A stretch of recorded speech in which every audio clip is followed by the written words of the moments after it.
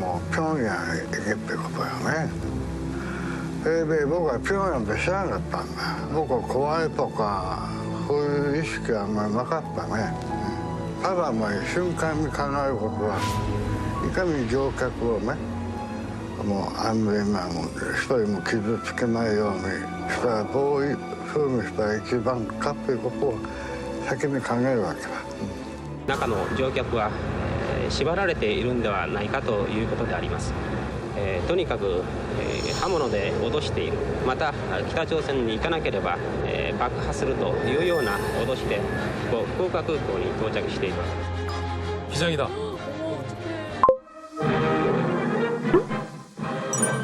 우리나라 유일의 국제공항인 김포 비행장에 현대식 종합청사가 건설되었습니다. 새로운 청사는 작년 2월에 착공해서 부흥비 3억 원을 들여서 지은 것으로 국제공항에 필요한 모든 시설을 구비하고 있습니다. 대통령 각하께서는 새 청사의 이모저모를 돌아보시고 집 짓는 데 든 여러 사람을 치하해 주셨습니다.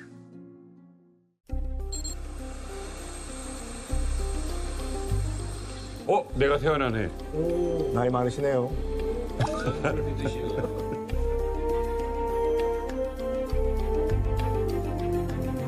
아. 옛날에 이게 국제선이었어요.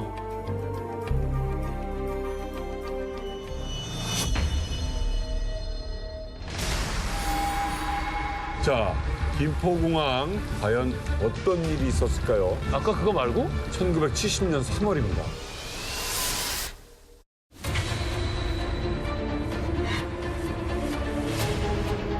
어? 어머, 김포공항에? 북한 군인들이야? 어머 이거 뭐야?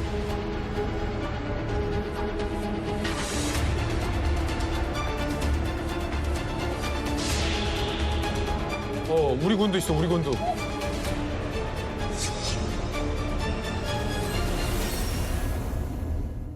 뭐야? 무슨 일이 있었어? 우리나라 공항에 북한군이 네.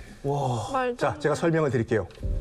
김포국제공항은 본격적으로 1971년도에 네. 문을 열었는데 그 1년 전 1970년 3월 31일 오후 3시 16분 김포공항에 대한민국 육군과 인민군이 동시에 활주로에 등장을 합니다. 뭐야? 뭐지? 뭔가를 기다리고 있어요. 뭐야? 뭔가 기다리고 있는데 저기서 비행기 한 대가 와요. 여객기 한 대가 쭉 비상 착륙을 하는데 일본 비행기였어요.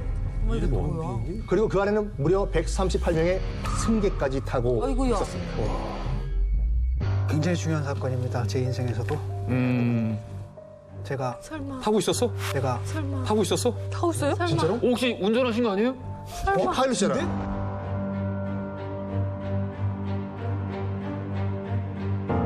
공항동에 살고 있었습니다. 그때요? 예. 그런데 문제는 뭐냐면 이 시기의 기억은 하나도 없어. 어쨌든 당시 이 비행기가 일본에서 날아와가지고 사실 38도선을 넘어갔다가 다시 돌아와가지고 다시 김포공항에 착륙을 합니다. 근데 사실 그 당시만 해도 평양상공에는 일본 비행기가 이제 들어갈 수가 없는 것이었거든요. 그렇죠. 못 들어가죠. 건데 거기까지 올라갔다가 다시 기술을 내려가지고 김포공항에 착륙하는 이상한 일이 벌어진 거예요. 자, 이제 여기서부터가 중요한데요. 이 수상한 게 항공 루트뿐만이 아니었어요. 김포공항에 비행기가 착륙을 했어요. 그러면 뭐가 열려야 되나요? 입구가 열려야죠. 그렇죠. 입구가 열려야 되는데 탑승구 문 대신에 조종석 쪽 창문이 대신 열립니다. 예, 조종석 쪽 창문이 대신 열리더니 조종사가 창문으로 목을 쓱 내밀었는데요. 뒤에 어떤 다른 남자가 조종사의 목에 칼을 대고 비행기 바깥 풍경을 살펴보고 있었습니다. 어머 자, 그런데요. 승객이 무려 138명이나 있던 이 비행기, 이거는 영화의 한 장면이 아닙니다.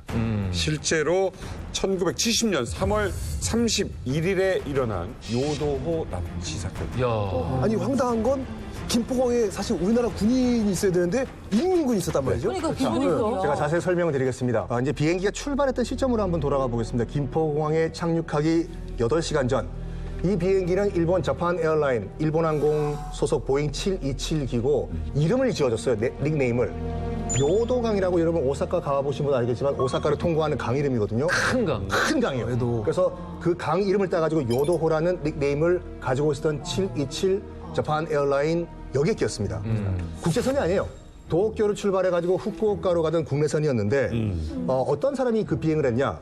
비행 시간이 무려 12,500시간인 베테랑 기장이 조종을 하고 있었습니다. 이런 말을 했죠. 승객 여러분 안녕하십니까. 저는 오늘 비행을 맡은 요도호의 기장 신지 이시다입니다.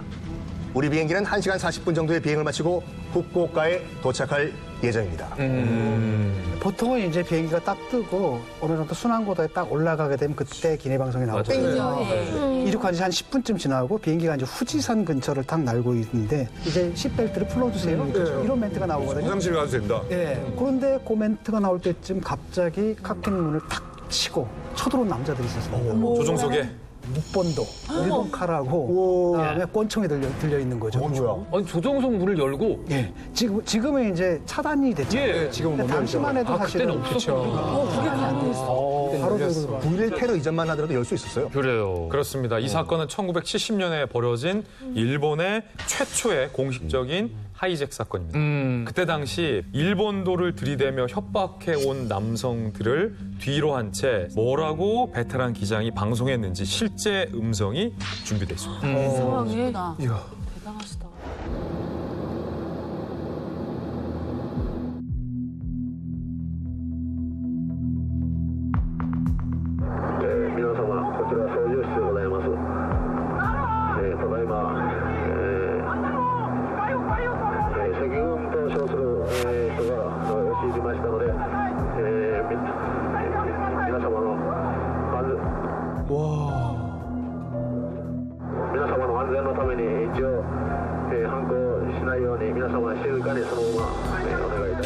와 진짜 무서웠겠다.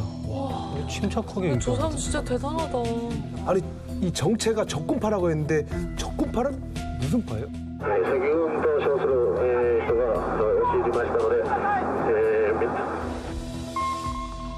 일본 내에서 1970년대 당시에 공산주의 운동을 벌리던 사람들인데 이 공산주의 운동을 벌리는 여러 가지 스펙트럼의 사람들이 있을 거 아니에요. 이들이 다 적군파는 아니었고 이들 중에서 과격한 방법으로 즉 폭력을 동원해서 국가 체제를 전복해야 한다라는 사상을 가진 사람들을 적군파라고 불렀고 실제 이들은 일본 내에서 테러를 많이 저지릅니다.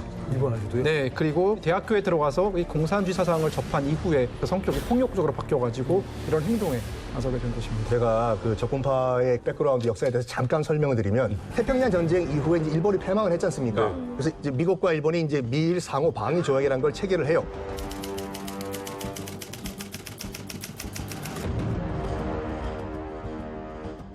마침 그때 1960년도에 뭐가 터졌냐면 베트남전이 터지면서 이제 미군이 참전을 합니다. 네. 그래서 무슨 말이냐면 이제 미국이 베트남전을 수행하려고 하는데 이 베이스 캠프가 좀 되어달라 요구를 한 거예요. 여기에 대학생들이 아니 태평양전에 패전한 것도 지금 억울해 죽겠는데 우리 일본이 왜 미국의 전진 기지가 되어야 되냐. 양키 고홈하면서 이 반미 투쟁을 벌이는 것이 이른바 전공투 투쟁이라고 하는데 여러 가지 이제 분트라고 해요. 여러 가지 계파들이 생겨요. 그 중에서 가장 과격했던 게 뭐냐면 이 적군파. 적군파는 아까 우리 또 금혁 씨가 말씀하신 것처럼 이거는 전 세계 동시다발 테러를 일으켜가지고 전 세계 혁명을 한꺼번에 일으키자라는 주의였어요. 적군파에 해당하는 것들이 이제 여러 나라에 있는데 일본의 적군파가 있고 독일의 이제 바더마이너프, 그다음에 이탈리아의 붉은 여단 뭐 이런 애들 딱 보게 되면은 잘 보세요. 이 세 나라의 특징 있죠. 뭐예요? 전범국들이구나. 그렇죠. 2차 대전 때 추축국들이죠. 사실 대중적인 학생 운동이 68년을 기점으로 해서 이게 줄어들거든요. 숫자가 줄어들잖아요. 그럼 어떤 현상들이 벌어지냐? 과격화가. 그래서 70년대 들어오게 되면 이제 과격한 투쟁들을 하는 사람들이 등장하는데 그 중에 하나가 바로 이 적군파고요. 여기만이 아니라 여기저기 돌아다니면서 예를 들어가 이스라엘 공항에서 뭐 소총을 난사한다든지 수류탄 던져가지고 여행객 24명이 이제 사망한 적도 있었고요. 비행기 하이제킹은 그 밖에 여러 곳에서 했습니다. 그렇죠. 맞아요. 프랑스 대사관을 습격하기도 하고. 세상에. 그래서 우리나라도 얘들이 올 수가 있다 그래서 당시에 이제 항만, 공항 여기 검색이 강화된. 경계를 하고 있었구나. 그렇죠. 자, 근데 초공파가 왜 우리나라 공항에 비행기가 내려야 합니까? 그리고 또 정확히 누가 범인인지 밝혀졌어요? 일단은 밝혀졌는데 요도 그 납치 범인들 있죠. 그 지명수배에 됐던 전단지를 제가 입수해 왔습니다. 여기서 잘 가져와. 여기 이제 전단지 일본어네. 보시면 일본어입니다. 무섭게 생겼다. 국제 수배 중인 납치 범인. 납치 범인. 일본 어떻게 읽으세요? 예. 뒤에 써 있어요.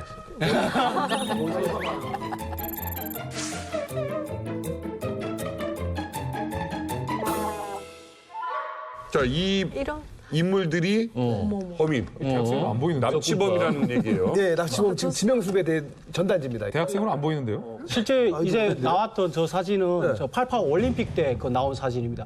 그 비행기를 납치했던 범인들은 총 9명이고요. 저기에는 지금 7명만 나와 있는데 2명은 이미 신변이 확보돼가지고 안 나오고 저 9명 중에는 대부분이 20대라고. 근데 더 충격적인 거는 16살짜리도 있습니다. 이 사람들 뭐 스펙이 대단한 겁니다. 그래요? 아무래도 학생 운동을 배경으로 자라난 사람들이기 때문에 뭐 엘리트들도 굉장히 많습니다. 그 중에서 한 명은 이제 동경대, 우리나라로 보면 서울대보다도 더 들어가기 힘든 곳이죠. 거기 중퇴한 거고 또 다른 사람들은 일본의 메이지 대학, 안사이 대학, 엄청 명문대학이죠. 명문대죠. 출신들입니다. 야, 근데 이들의 그 화려한 스펙과는 좀 다르게 굉장히 좀 철이 없이 패기만으로 좀 똘똘 뭉친 측면이 있어요. 뭐냐면 비행기 납치를 하잖아요. 그래서 그 납치를 주도했던 사람 중에 한 명 이름이 타미야 타카마로. 그러니까 그 하이제킹했던 무리 중에 리더격이었나 봐요. 타카마로가 이렇게 얘기해요. 우리는 내일의 조다. 내일의 조. 허리케인조. 허리케인조. 하얗게 그러니까 붙여왔어. 우리나라에서는 도전자 허리케인 만화로 히트를 쳤는데 이 도전자 허리케인이라는 만화는 아시다시피 이제 박싱을 주제로 한 만화인데 그 주인공이 쓰러져도 계속 오뚜기처럼 일어나요. 도전 정신. 그러니까 절체절명의 하이제킹을 결심하면서 만화책 속 주인공을 연상시키면서 결연하게 우리는 내일의 조다라고 외치는 모습이 약간 철부지 행동처럼 좀 느껴지는 측면이 있는 거죠. 당대 시대 분위기를 약간 감안하면은 조금 이해 가실 거예요. 일본 운동권이 전부 다 그 당시에 그 가장 큰 투쟁 목표 중에 하나가 세계 제국주의 타도, 뭐 베트남 전쟁 반대 이런 거였어요. 그러니까 그냥 뭔가 약간 조금은 현학적이고 조금은 뭔가 더 이 좀 큰 문제, 어차피 자기들이 해결하지 못할 이상적이죠. 네, 그런 것에 많이 매달리죠. 현실감이 좀 떨어졌네. 그 이제 오카모토 고조라고 그 아까 지금 교수님께서 말씀하신 것처럼 텔라비브 공항 폭탄 테러를 저질렀던 사람이 있거든요. 그 형이 이제 그 오카모토 다케시라고 이 중에 한 명이에요. 오카모토 다케시인데 나중에 그 동생이 이스라엘 법정에 서가지고 왜 이런 테러를 저질렀냐 했더니 우리는 우리 적군파들은 다 죽어서 저 위에 있는 오리온 성의 별이 되고 싶습니다. 그리고 우리가 테러를 저질러가지고 죽은 모든 사람들도 같은 오리온 별자리에 별이 될 것입니다. 그러니까 죄책감이 없는 없는 거네. 거예요. 그러니까 종교화 됐어, 종교화. 사이비 같은데? 아니 어쨌든 철이 없는 행동을 했는 걸로 보이는데 아니 그러면 이렇게 간 크게 이런 행동을 했잖아요. 그럼 목적이 혹시 어떤 건지 그러게. 한번 추론해 봅시다. 그 테러범들이 기장에게 어떤 말을 했을까요? 기장에게요. 돈 내놓으라. 아니지. 그러니까 이거잖아. 어딘가로 가자고 할 거 아니야. 그렇죠. 그러면 뭔가 원하면 국내에 내려도 되고. 바로 이것입니다. 됐죠. 絶対に北朝鮮の平壌の行きましょう。わかりますか? 평양으로 가자. はい、そうです。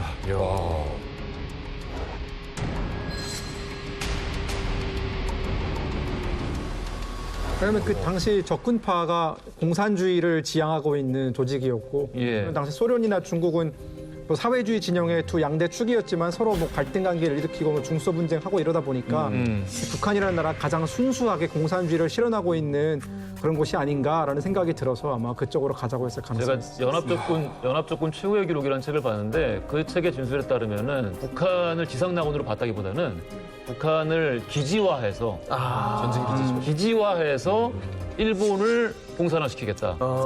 그러니까 이 사람들이 그 70년대, 80년대는 북한이 지금 우리 남한에서 이제 한류가 막 붐비지 않습니까? 네네. 그때는 북한이 한류가 전 세계를 지배할 때예요. 김일성은 원래 그 공산국가의 우두머리였거든요. 아, 이게 북한 교육 때문에 그러신 거 아니에요? 아니야. 비동맹, 세계에서는 그 세계에서는 맞아. 그러니까 그 우리 강연자료에 보면 김일성 주석을 흠모하고 무상치료 무료교육, 세금 나라 이런 인민의 지상낙원을 일본에도 만들어야 된다.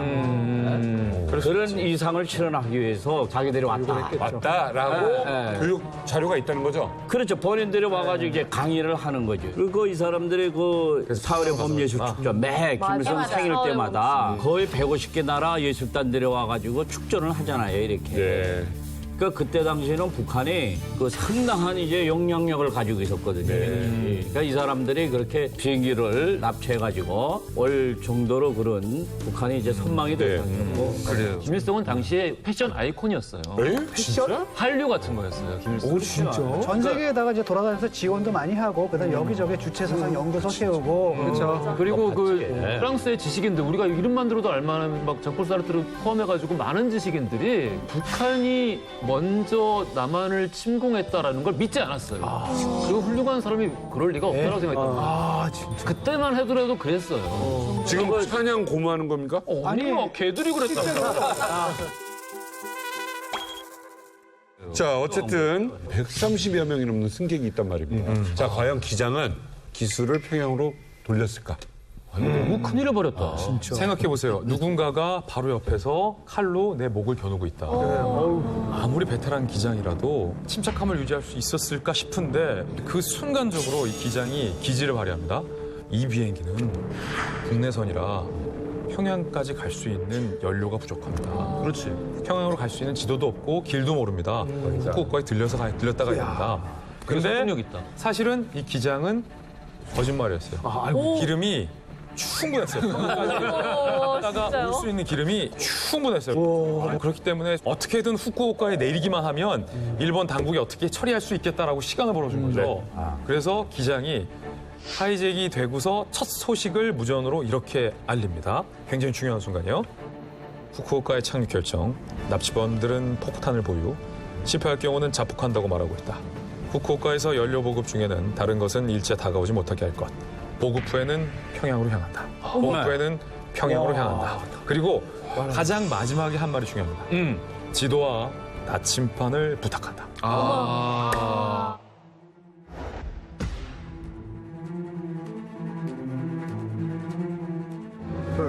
뭐 평양에 있겠고 봐요.僕は平壌って知らなかったんだ。僕は怖いとかそういう意識はあんまりなかったね。ただもう瞬間に考えることはいかに乗客をねもう安全なもんで一人も傷つけないようにしたらどういうふうにしたら一番かっていうことを先に考えるわけだ。 이야, 완전 진짜 기장이다. 대단하시다. 후쿠오카에 내리는 거죠, 지금. 예.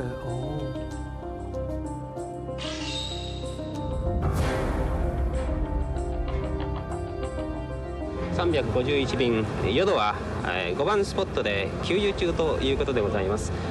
中の乗客は縛られているんではないかということであります。とにかく刃物で脅している。また北朝鮮に行かなければ爆破するというような脅しで福岡空港に到着しています。 기장이다. 아, 이분 대단한 분이다, 정말. 시간을 끌기 위해서 어떻게 하냐면 자동 급여를 수동으로 바꿔놔요. 그렇지.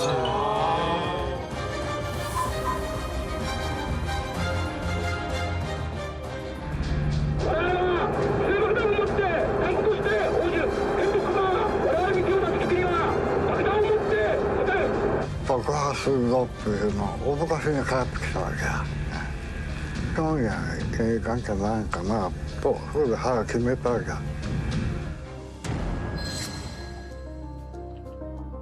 자, 후쿠오카 공항에서 엄청난 대치 상황이 벌어졌습니다. 일단은 자위대가 활주로를 점거합니다. 이력을 할 수가 없죠. 예. 이런 대치 상황이 5시간 동안 이어지자 드디어 인내심이 바닥이 나기 시작했죠. 그 적군파 테러범들은 빨리 이륙시켜라. 안 그러면 사제 폭탄을 터뜨리겠다라고 위협을 해요. 기장은 이렇게 결정을 합니다. 내가 정말 평양을 가야지 이 사태가 끝나겠구나라고 결정을 해가지고 다시 이제 관제탑에게 요구를 합니다. 아까 부탁했던 한반도가 평양 지도 달라. 그래서 지도를 받아요. 그리고 이제 바로 출발하나? 그게 아니라 정말 여기서 우리가 박수를 쳐줘야 될 게 뭐냐면 약속대로 우리 비행기는 평양으로 가겠다. 단 노인과 환자와 어린이는 여기서 후쿠오카 공항에서 좀 내리게 해달라. 그래가지고 기장이 얘기를 해요. 기장이. 테러범들에게 23명이 후쿠오카 공항에서 내리게 돼요. 저런데 네고시에이터도 아닌데. 그러니까 정말 대단한 분이네요. 대단해요, 진짜요. 그리고 뭐 일본 정부로부터 기장에 이제 지도를 전달받거든요. 근데 받은 지도가 뭐냐면 항공 지도가 아니라 일반 사회과 부도 지도 같은 걸 받는 거예요. 이게 뭔가 주고 받는다니까. 그래서 이거 사실 항공 지도는 굉장히 크거든요. 엄청나게 크고 그다음에 이게 선을 이렇게 긋거든요. 여기가 후쿠오카고 저기가 평양. 선을 딱 긋고 그러면 각도가 나오잖아요. 그다음에 거리가 나오고. 네네. 그래서 그걸로 가는 건데 정말 원시적인 방식으로 비행할 수밖에 없는 지금 거예요. 저는 이해가 안 되는 게 지도를 왜 그런 지도를 줬다라는 게 이 위험한 상황에서 뭔가 좀 암호를 암시하는 게 아닐까요? 근데 이제 거기 딱 보니까 그 지도에 뭐가 적혀 있냐면은 121.5mc라는 말이 있어요. 그건 뭐예요? 그게 이제 주파수죠. 메가사이클이고 전 세계 모든 비행기들이 공항에서 공동으로 사용하는 비상 주파수입니다.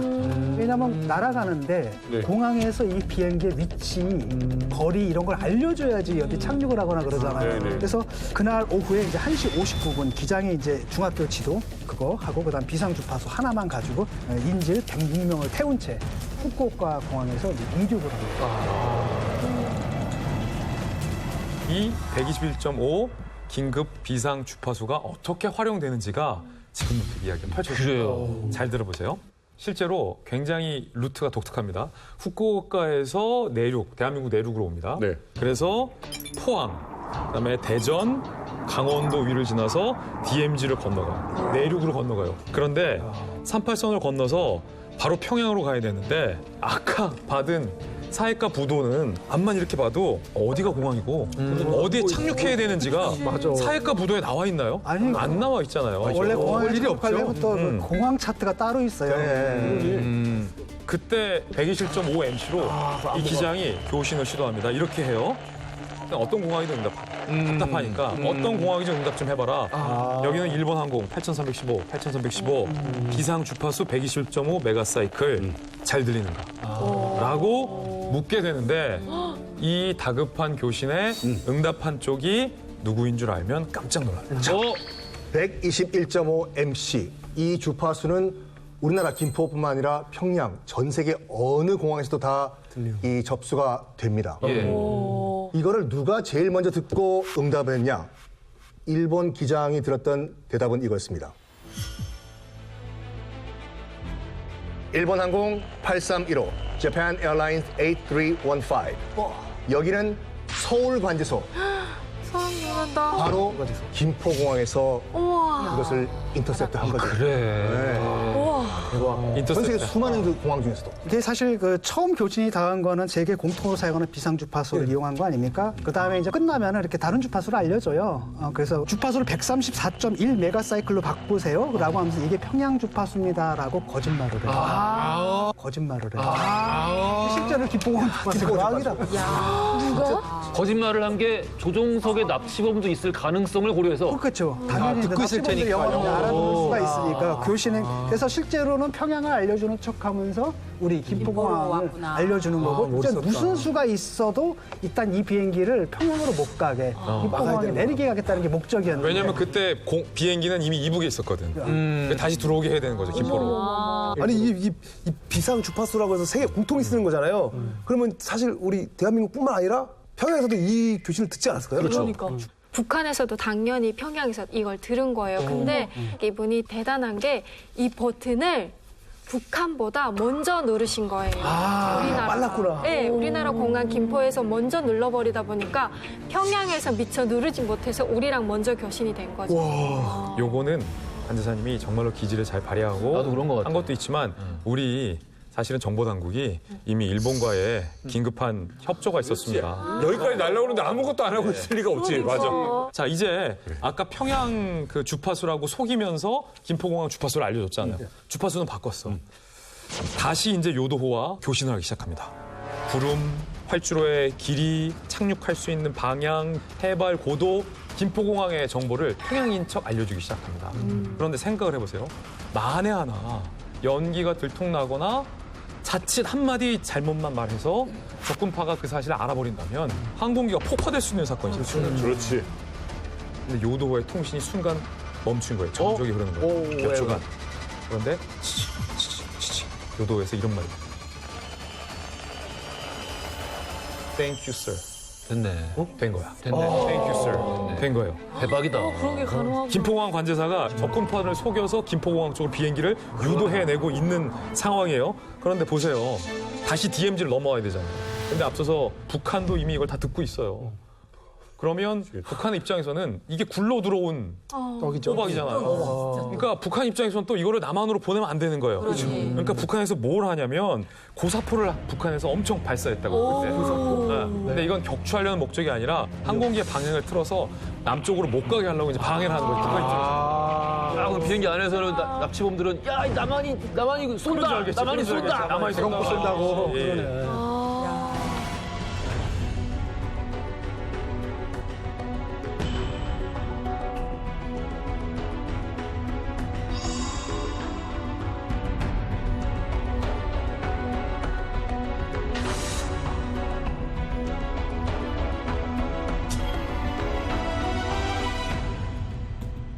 정상은 아니었던 것 같아요.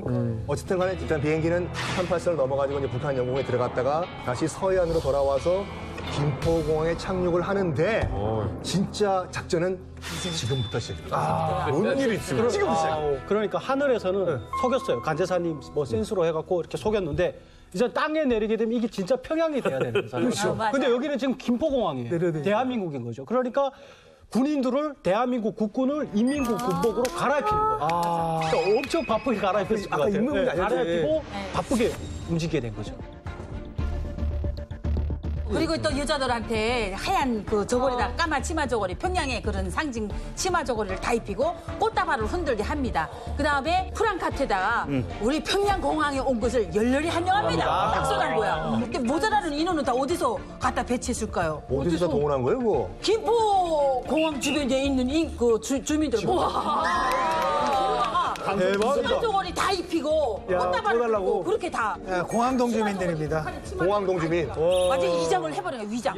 아니 이게 진짜 이게 다 실현하는 게 사실 영화 같아요. 그렇지, 너무 영화 같아. 신기하고. 진짜 영화 같아. 네, 이렇게 영화 같은데 비행기 납치범들이 진짜로 속았을까요? 자, 이제 내리고 평양에 왔다고 지들은 만세를 부르는데 안자이 하면서 근데 거기서 몰래 갑자기 카메라 같아. 한마디 외침이 들려. 진짜 몰래 카메라. 고코대 평양 나이데스! 거기가 평양이 아니다라는 네 마디 비명이 어디서 나옵니다. 뭔 소리예요? 어디서 걸린 거야? 이렇게 물샐 틈 없이 준비했는데. 어떤 놈이야? 어떤 놈 때문에 들켰어? 자, 정말 안타까웠던 게 99.999% 완벽한 위장 작전이었어요. 그 0.0001% 걸린 게 뭐냐면 뭐예요? 김포공항에 멈춰 있는 노스트 웨스트 항공사 비행기 데까지 노스웨스트. 그러니까 저 멀리 일본 그 적군파가 보기에 평양에 미국 비행기가 있을 수 있나? 어머나, 어떡해. 라고 생각을 하잖아요. 사실은 여기까지는 범인들이 긴가민가했어요. 근데 결정적인 한 가지를 범인들이 창문을 봅니다. 평양이잖아요. 여기는 평양에 흑인이 있는 거예요. 흑인이 있는 거예요. 잘못했다. 자, 이만갑 가족들에게 물어보고 싶습니다. 평양에 흑인이 있을 수 있나요? 아니. 이거는 차고 넘치죠? 왜? 아니, 아프리카에서 온 10살 때 그 화동하면서 흑인들 비행기 타고 많이 오거든요. 아니 김일성이 60년대 아프리카 쪽에 굉장히 친외교 정책을 많이 펼쳤기 때문에 흑인이 있을 수 있는 맥락이 있죠. 자, 범인이 일본 기장을 통해서 관제사에게 따져 묻습니다. 기장이 이렇게 물어봐요. 언덕 위에 흑인이 보인다. 이곳이 평양 맞는가? 자, 이거 설명을 잘해야 돼. 진땀나요. 이 질문에 뭐라고 답변했을까요? 하늘의 태양이신 우리 오보이 장군님께서 우리 외국인들을 한 품에 안아주시기 때문에 평양 공항에 초대했을 겁니다. 관제사가 이렇게.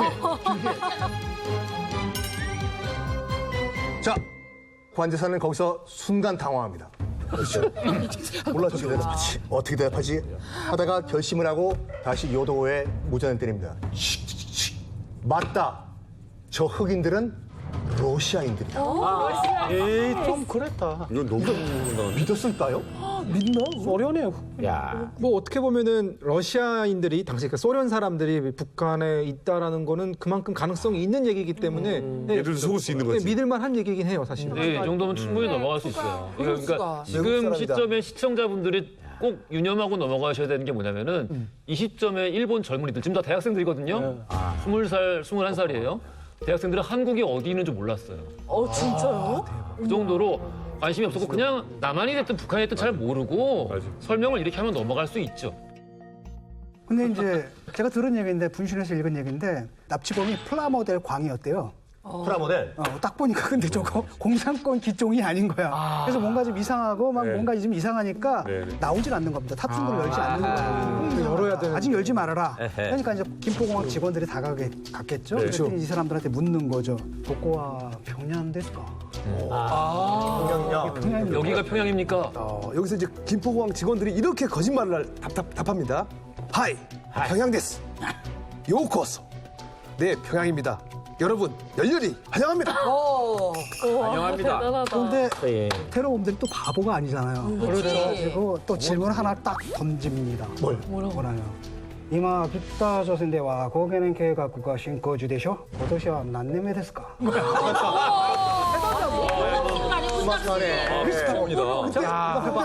상대방이 당황하는 거예요. 어떻게?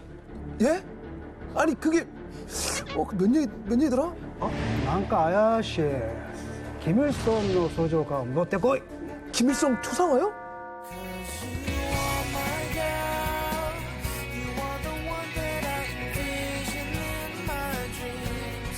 있으면 어떡하지? 큰일 나지. 있으면 큰일 나지. 있으면 큰일 나지. 당황을 하는 거죠. 완전히. 70년대. 야, 그러니까 결국에는 완벽하게 우리가 위장하는데 성공했지만 납치범들이 던진 질문에 우리가 대답하지 못함에 따라서 이 비행기 안에 범인 중에 한 명이 승객들을 향해서 이렇게 연설을 했다고요.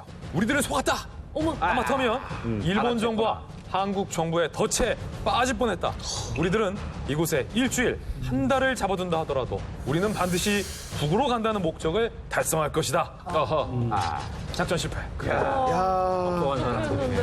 자, 아쉽긴 한데 김포공항 위장 작전은 이렇게 실패로 돌아갔습니다. 승객도 납치범도 기장도 아무도 내리지 못했고 3박 4일 동안 106명의 인질이 좁은 기내에 그대로 감금당하게 됩니다. 3박 4일이요? 3박 4일 동안 했어요. 여기서 일본 정부가 정말 큰 결단을 내립니다. 운수 정무 차관이라고 우리나라 지금 국토교통부 차관이 협상을 하러 가요. 테러범들과 협상을 벌이는데 좋다. 승객들을 다 내려버리고 나를 차라리 인질로 끌고 가라. 이렇게 딜을 해요. 그래서 승객들은 다 김포공항에 내리게 됩니다. 그래서 이 정무 차관 그리고 테러범 그리고 조종사 3명 들만 평양으로 떠나갑니다. 조종사 3명, 차관 1명, 납치범 9명. 그렇죠. 대단한 사람이에요. 죽을 수도 있는 죽을 수도 있는 거죠. 영원히 못 돌아올 수 있죠. 그러니까.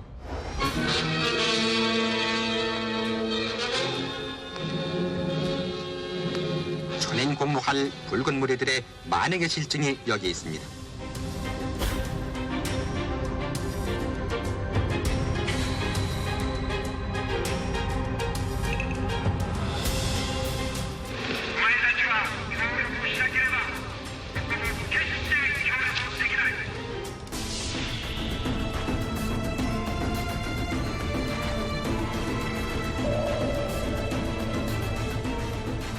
야마무라 일본 운수성 정무차관이 인질로 북한 교열에 끌려가게 됐습니다.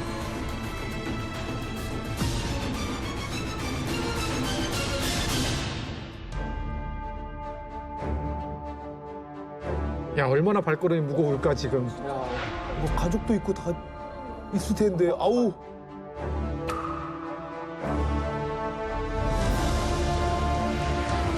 어떻게 만난 거죠? 세상에. 이게 무슨 일이야.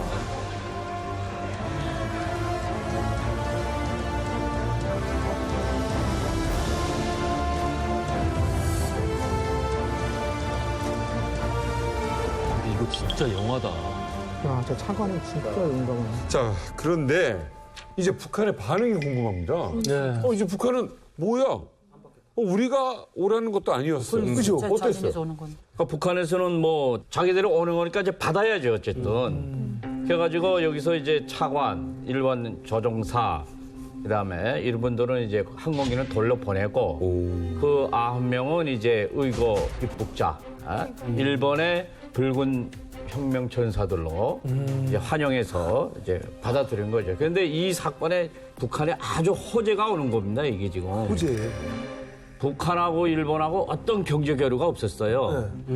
그런데 이때 일본의 이 정부 요원이 오면서 이 사건으로 인해 가지고 본격적인 경제 교류가 진행되는 겁니다. 이것이 그래가지고 그때 처음으로 일본이 엄청난 경제 원조를 한 거예요. 비행기도 돌려보내줬겠다. 그렇죠. 예. 그리고 일본하고의 자유로운 왕래가 이제 진행되고 일본 고위 정부 인사들이 평양을 수없이 이제 찾아오는 거죠. 딜을 한 거죠. 딜을. 처음엔 비행기도 안 준다고 했었어요. 비행기도 안 돌려보낸다고 했다가 북한이. 그러다가 이제 일본이랑 모종의 협상이 있은 다음에 비행기를 인도주의적 차원에서 돌려보내겠다라고 보냅니다. 아니 그러면 이제 어떻게 보면 제 발로 이제 북에 찾아갔잖아요. 이 적군파 잘 살았나요 거기서?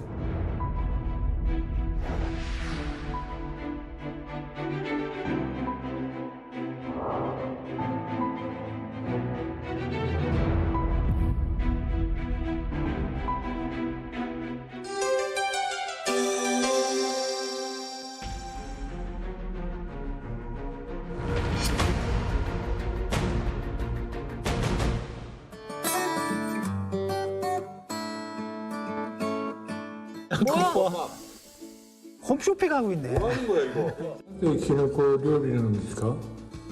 最近朝鮮でキノコを大量に全国各地で作ってるんですね。あとやっぱキノコ結構うまいんですよね。だからやってます。まあ結構うまいですよこれ。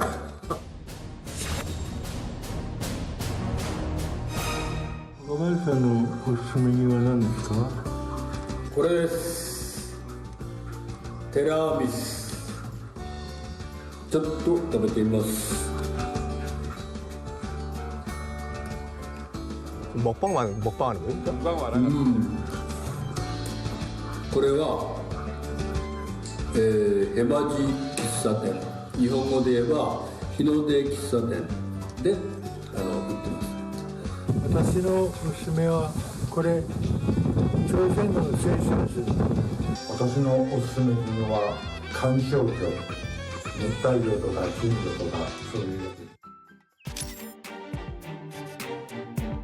つ。 야 개적이고 그 다양한 대박이다.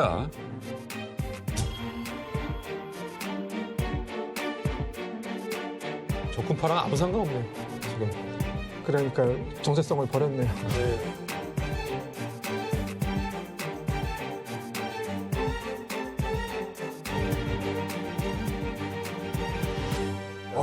논평가네. 논객이야 이제. 평론가인데 평론가.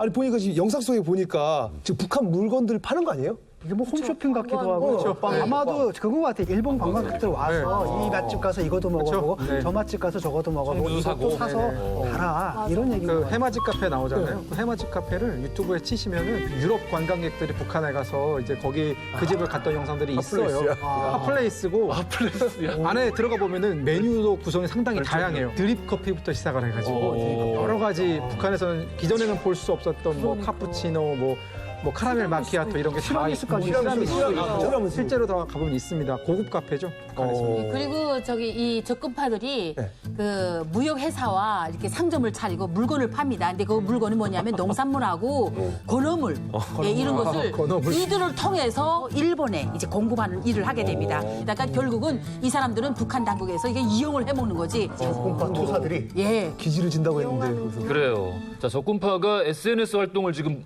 북한에서 하고 있다라는 건데 북한에서 SNS 아무나 할 수 있나요? 아유, 뭐 북한에서 SNS를 자유롭게 허용한다는 건 정말 말도 안 되는 일인 것 같아요. 왜냐면 북한 사람들이 인터넷이 뭐고 SNS가 뭔지도 모르고 아직도 살아가고 있잖아요. 근데 아마 북한의 철저한 감시 아래서 진행이 됐던 것 같고 북한에 가서 잘 살고 있다는 모습을 보여주고 싶었었나 봐요. 그러지. 사실 외교 공간에서 있는 사람들은 제한적으로 인터넷을 사용을 할 수 있습니다. 북한에서도. 그러니까 실제로 본인의 유튜브 채널을 개설을 해서 북한 시장에 가서 물건 사는 영상이나 뭐 TV 사는 영상 이런 것들을 올리는 유튜브 계정도 따로 있거든요. 이 사람들이 트위터 계정을 한 IP를 보면은 이게 북한 IP가 아니에요. 사실은. 이 사람들이 해당 어떤 내용들을 내가 트위터에 올리고 싶다라고 메일을 보내면은 중간자가 그 메일을 이렇게 받아가지고 올리는 식으로. 왜냐면 지금 북한 내에서는 공식적인 인터넷망이 없거든요. 그렇죠. 북한은 인트라넷망이고 평양에 외신 사무소들이 있어요. AP통신. AP통신이나 이런 외국 매체들은 북한의 인터넷 상황이 안 좋으니까 위성으로 쏘거든요. 사실은 랜선으로 하는 게 아니라 위성으로 쏘기 때문에 아마도 중간자를 통해서 서한으로 오고 갈 거예요. 진짜로. 서한으로 오고 가거나 인트라넷을 통해서 주고받고 하는 걸 거예요.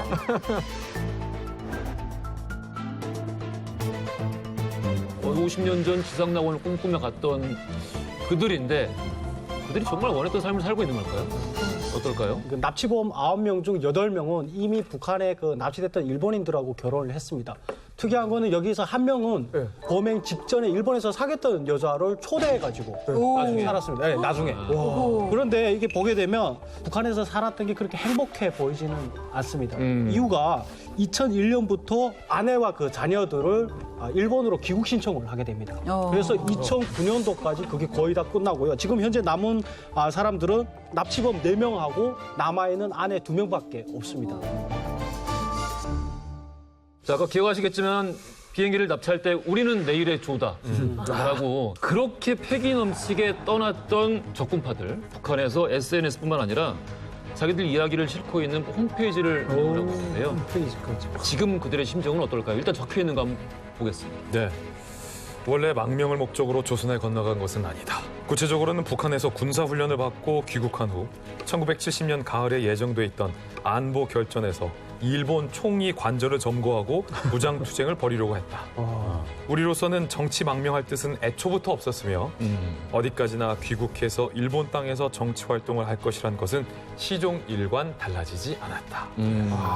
자, 어쨌든 어마어마한 범죄입니다. 그렇죠. 비행기를 납치해서 대한민국, 북한 이거 막 다 뒤집어놓은 납치범들입니다. 그런데 황당한 일이 나중에 밝혀집니다. 아까 제가 궁금하다고 했었는데. 저는 반전이 또. 아까 후쿠오카에서 일본 자위대가 진압하지 못했던 까닭은 권총과 칼, 폭탄 등으로 협박을 했었기 때문이죠. 인질의 목숨을 노리겠죠. 그렇죠. 그런데 나중에 드러난 건 그 위협했었던 총, 승객들의 이게 장난감 권총이에요. 이게 장난감 권총이에요. 세상에. 와, 장난감 총이요? 발전적으로 그 폭탄은 모형 폭탄이었어요. 다 가짜예요? 가짜였어요. 일본도는 진짜겠지. 칼날이 무딘 가짜 일본들. 오 마이 갓. 그것 때문에도 그러니까 장난감 칼, 장난감 권총, 장난감 폭탄을 갖고 이런 일을 벌였다는 것 자체가 사실은 정상은 아니에요. 이게 또 위협을 하면서 남자들을 창 쪽으로 다 몰았다고 그래요. 덤빌까봐. 네, 남자들을 창 쪽으로 몰고 여성들을 가운데 쪽으로. 근데 정말 패기만 넘치고 순진했다. 맞는 말인 게 뭐냐면 패트리샤 스타인호프라고 미국 하와이대 사회학과 교수가 적군파라는 책을 썼는데 그 책의 결론이 이거예요. 적군파는 과격하지만 너무 순진했다. 이렇게 결론을 내요. 그 예가 뭐냐면 북조선, 기타조선이라는 것은 쌀이 없을 수도 있다. 가면 우리가 굶을 거다. 각오하고 떠나자. 그리고 가면 쌀도 없는데 스시, 초밥이 있겠냐? 덴뿌라, 튀김이 있겠냐? 일본을 떠나기 전에 최후의 만찬으로 너 가서 스시 먹고 오고 너 가서 덴뿌라 먹고 와라. 우리 가서 붙는 한이 있더라도 혁명을 일으키자. 이렇게 출발했다니까. 뭐야 이거 진지한 장면인데 너무 웃기다. 네. 문제는 뭐냐면 이 사람들이 납치를 한 목적이 뭐냐라고 얘기를 하거든요. 나는 납치 자체가 목적이었어요. 그러니까 맞아. 결국은 테러리즘이라는 건 바로 뭐냐면은 현실을 떠나서 미디어로 전장을 옮기는 거거든요. 미디어 관심을 받았잖아요. 그래요. 일종의 혁명적 관종들인 거예요. 다음 생각을 없는 거죠. 그렇지. 이렇게 보는 게 좋고 또 하나 이제 어이없는 게 뭐냐면은 원래 비행기 납치 이거 요도하려고 한 게 아니거든요. 3일 전에 다른 비행기를 한 거예요. 근데 얘네들이 비행기 타는 법을 모른 거야. 그러니까 이런 거 9시 출발이다 그러면은 야 니들 늦지 않게 8시 55분까지로 와야 시내버스로. 그런 개념이 하나도 없이 버스 타듯이 이제 타려고 해다 놓치고 그래서 3일 기다렸다가 이제 걸린 게 요도였던 거죠. 아유. 싫어해요? 네, 싫어요. 대박이다. 어이가 없네. 난생 처음 타는 사람들. 아니 근데 나는 내 생각에 참 어쨌든 한 명의 피해자도 없었다는 것이 참 다행이고. 다행하다. 저는 이 적군파 생각을 할 때마다 정말 이 사람들은 패기 어린 꿈을 꾸면서 시작을 했거든요. 그걸 부정하면 안 돼요. 근데 그 꿈에 먹혀가지고 괴물이 됐어요. 이거 진짜 괴물이 됐고 그러다 보니까 마지막에 그런 생각이 들어요. 어떤 꿈을 꾸든 너무 과몰입해서 맞아요. 그 꿈에 먹혀서 괴물이 되지 말아야겠다. 네. 그런 역사적인 교훈을 생각하게 됩니다.